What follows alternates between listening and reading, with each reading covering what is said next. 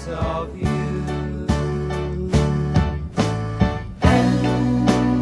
Well, hi there, good afternoon. This is Home Wizards. Improve your home, improve your life. Cindy Dole. Hey, I'm Eric Stromer. Hi, everybody. And, you know, we are in the middle of this kitchen project that is unfolding before your eyes. We have a special splash page. You can go check it out. Just go to cindykitchenproject.com. But here we are. The guys are working on removing the sink in the laundry room. And I thought that I smelled rats. You know that smell? It's the musty, kind of sweet smell of dead things. Sweet? It is, right? It has a little, Ew, yeah, it's no. It's sour. Like dried fruit almost. Terrible stuff. Yeah. And anyway, so the guys come back to me. I'm working in the office, and they say, guess what? You were right.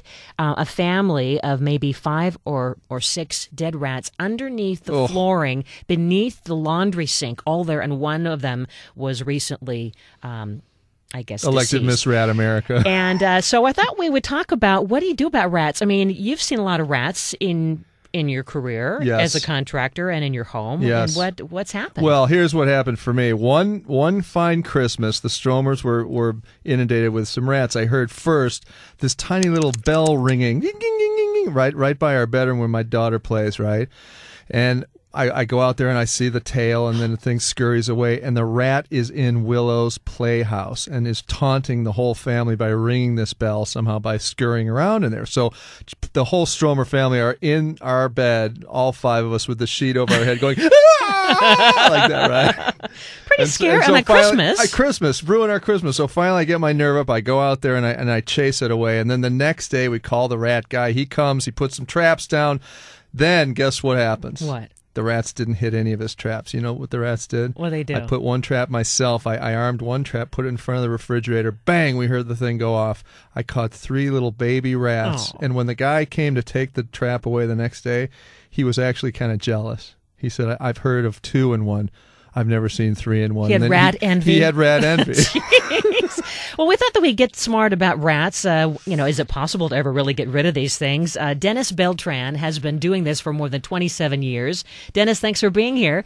Thank you for having me. Is it possible to ever get rid of rats forever, or it's just a maintenance thing? You just have to try to keep them at bay. It's going to be a maintenance thing. Rats have been here forever. And their adaptability. You kind of smile when you say that. Well, that's because it's paying for his kid's school. It pays for my bills. But anyway, their adaptability is what keeps them around. They're able to adapt so well to any environment and any condition. And they have a memory too. Oh, don't they have kinesthetics. They're physical memories that they have on their body that allows them to remember how to get back into openings, holes.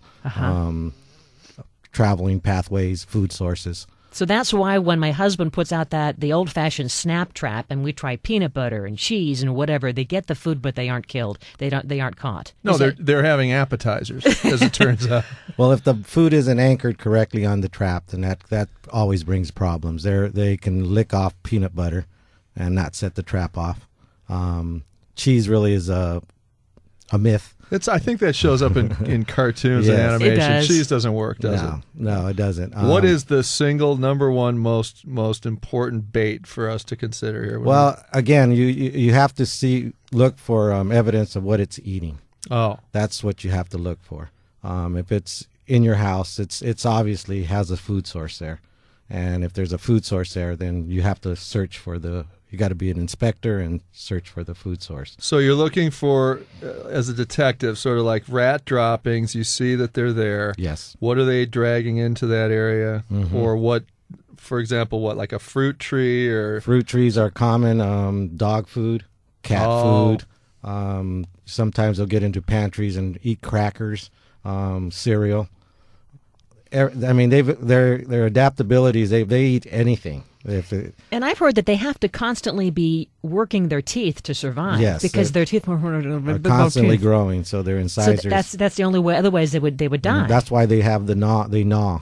And in our kitchen project, we can see holes in the bottom, wood slab, where basically these rats have been breaking through the most vulnerable part of the wood. And I guess that you see that a lot too, don't you? Yes, we do. So what you're saying is that there was a rat that Christmas in the Stromer home that was probably gnawing on one of my daughter's Barbie legs. Ew. Probably. This is not good. I have to wash the Barbie legs. Well, it's not sanitary now.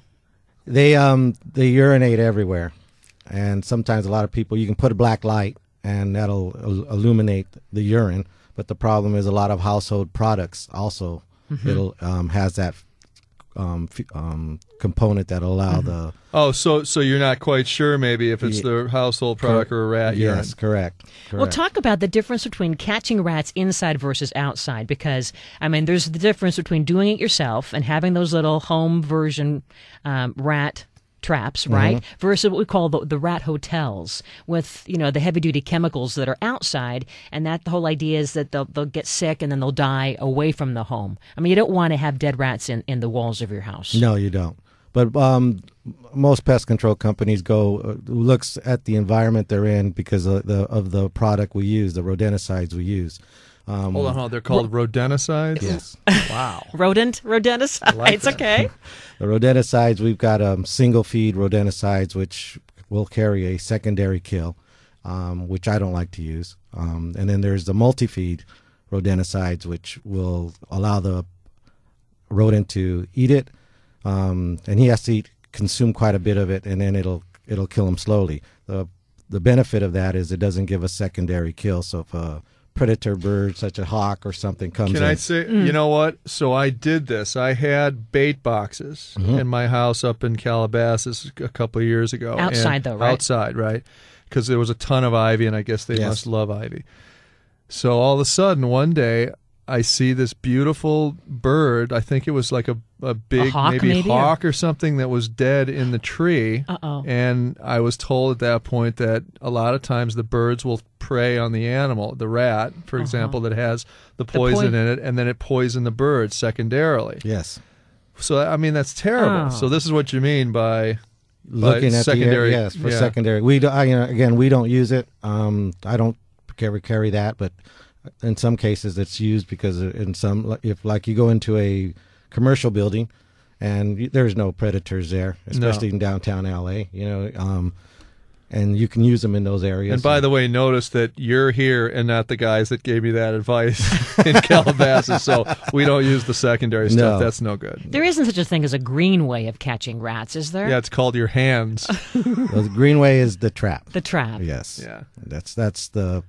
That's what's been used forever, and no one's really improved it yet. And what about the trap with the sticky stuff on the bottom? Well, the glue board? Yeah. The glue boards are used, usually we use that as I use it as once I get the adults out, the babies, the pinkies and the babies, the smaller ones, we use that for the glue boards. Wait, what are pinkies, please? Those are the babies. The babies, okay. No, Cindy, I know. It has to be decisive. You come in and surgically remove these creatures. And I love calling them rats, not mice, because somehow then, rats are not as cute as mice. There are mice. Because people have rats. mice as pets, and I know. Yeah. But I have had that experience where you hear that clawing inside your walls. It's actually gnawing. Yeah. So they're gnawing and then I go something. over to the wall and I say, hey, and it stops. And then all of a sudden it comes... Well, they know a good radio voice. There's no question. They constantly have to gnaw, so that's what you're hearing. Yeah, And I understand too that when we know that they love dog food, but that people who have their dogs outside, a dog house, let's say, and they have the dog food out there and they bring it inside, that the rat knows to hide underneath the house. They're little thieves in the night, so they hide really well. I have 2 German Shepherds, and I feed my dogs outside, and I put them away at night. I make sure everything's closed up at night. But when I didn't, my dog would be sleeping there, and they still manage to grab a pallet and sneak off before waking him. And so they're really clever. Yeah. They wait till they're completely asleep, and then they'll come and they'll grab a piece of their food and. But they're afraid of us, right? Oh, they're not yes. going to. Yeah. Oh, yeah. Well, wait. Now, can I just interject? Now, my mom, the great Sally Stromer, years ago tells the tale, and she now is phobically terrified of rats, of this rat that apparently jumped in this crib and took the baby down. What? Yes, and this, I don't know. And again, do you think that this is possible? I don't think so. I mean, I've had Cindy, I was going to give you this story.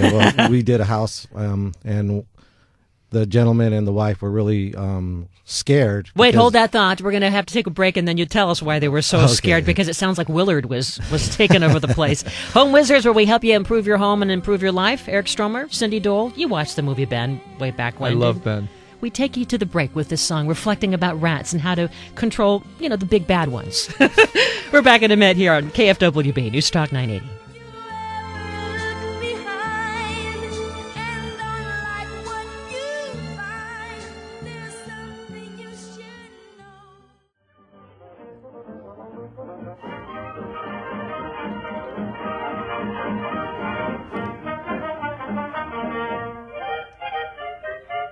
Yes, Three Blind Mice. Boy, that brings me Three back to my Stooges. child. I used to poke my brother in his eyes doing the Three Stooges thing to that song. You're listening to Home Wizards. Eric Stromer and Cindy Dole here. We're queuing you up talking about rats and rat music because, we're trying to figure out a way to keep them out of our home. And Dennis Beltran has seen it all with Beltran and Sons. We're working more 25 years plus in the business of controlling all kinds of pests and rodents. And you were saying that this couple in Chino was just traumatized. Tell us all about what happened. This went from Valentine's Day to Mother's Day. I was called out on Valentine's Day and to inspect and search for a rat that she was saying that was scaring them really bad. Haunting them. Yes, terrorizing them is Really? the word, yes. So I got out there and thought it was just a normal rodent call. And so we ended up setting traps, and we couldn't catch them. Stood about a month and a half of trying to catch this thing and couldn't catch them. We ended up eventually getting a tip from the grandmother that was there, and was telling me that the rat is really a huge rat. I've heard the stories of size of cats and stuff like that, but she said it was really huge, and it was literally chewing a plant, taking the branch off the plant and setting off my traps and eating. Really? You're kidding. That's what she was He telling was me. manipulating you. So again, And at that point, you said, "Oh no, Yeah. you're going down."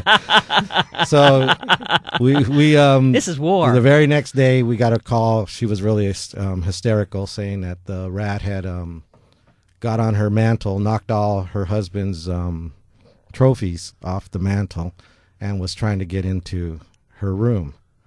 Oh. And again, I didn't think it was actually terrorizing like that, so I investigated, inspected, and sure, he was gnawing on her bedroom door. Jeez. And he had gotten about halfway through, and by that time I decided to use extreme measures, which was to build a glue board. And I built me a glue board out of plywood, about 2 feet by 2 feet. And I put glue all on it, and I baited it with what the grandmother told me he was eating. And unfortunately, the grandmother was stuck for 4 days in that glue trap. But I ended up catching the rat on Mother's Day. She Wow. called me and told me that the rat was caught. We were on our way to church, and I said, okay, I'd be right there to pick it up. Got out there. The reason I went out so quickly is because she told me she couldn't stand seeing it, so she threw a blanket over it. That was a wrong thing to do because they turn and twist, and once they twist onto the blanket, they'll be able to get off the glue. No. No. Yeah. And don't tell me the rat got away. Well, when I got there and had my 2 sons with me at that time, we got there. The rat had pulled himself almost off the trap, and he had his hand caught. So we were able to. So one hand. Yeah. So I had the similar situation with the glue trap where Wyatt, my son, and I watched this rat under the bathtub that I had caught and put a glue trap in, and it was stuck, and its entire torso was on the trap. And for 5 minutes, my son and I watched in horror as it was like scurrying off and reaching for things to do pull-ups on to get off the glue. And 5 minutes later, it somehow worked its way off the trap and, like, last minute kicked its hind leg. And he got free. Got free and ran away and basically turned around and gave us the finger. And Well, I mean, we have to try to outsmart rats. It sounds like these guys are pretty darn intelligent. How and big was this rat? The rat was a foot, about a foot long. We measured it. It measured 27 inches. And wearing the grandma's reading glasses, I assume, totally taking over the. Jeez. Yeah. That was tail and all, though. That was with the tail. Wow, Body that's- size about a foot, tail about. And you said that they can get down to 3/8 of an inch. To crawl into holes. We seal holes up to 3/8 of an inch. because that's what they use to start gnawing. So they can. That's a way to get in. A rat will get in a hole about a half inch. Half inch. So let's say where your cable lines are. If there's a little bit of gaposis there, that could be an entryway. Yes. Your chimney, of course, could be an entryway. I mean, name some of the things that we're foolish about. Doggy doors. Doggy doors. Okay, now I have a doggy door. It's tall though. It's about 8 inches up. 10 inches up. Roof rats can leap. Are you kidding me? No, they can. You're not going to be sleeping tonight. They can leap. I mean, they can jump really high. You can drop them about 25 feet from a roof, and they won't die. They'll bounce. Are these animals from the underworld? What is it with these things? They have soft cartilage. The bodies are soft cartilage, so they can flatten their body out to squeeze into. I've been kind of freaking out because with our kitchen project, our attic is exposed in our kitchen and family room area, and I'm just thinking, are these guys going to be now falling down on my head? Because you know that there must be a rat or two in the attic. They're always up there, right? No, they're like I said, they're pretty much as scared as people as we are them. Except for the one in Chino. Yeah, except for that one. It took over that poor grandmother's life.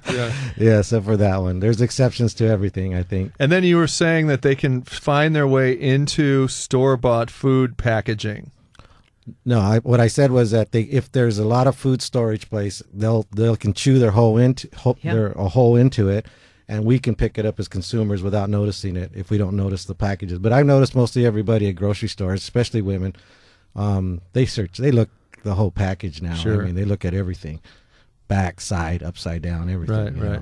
But I know as myself, I would just grab it and throw it in the. Well, yeah, I would too. Yeah. Well, as we're hiring a pest control guy or gal who's helping us with our rat problem, what kind of things should we make sure that they do to our home? I mean, besides the obvious, putting out the rat bait and so forth, where should they be crawling or inspecting? And well, that information is usually given by the consumers.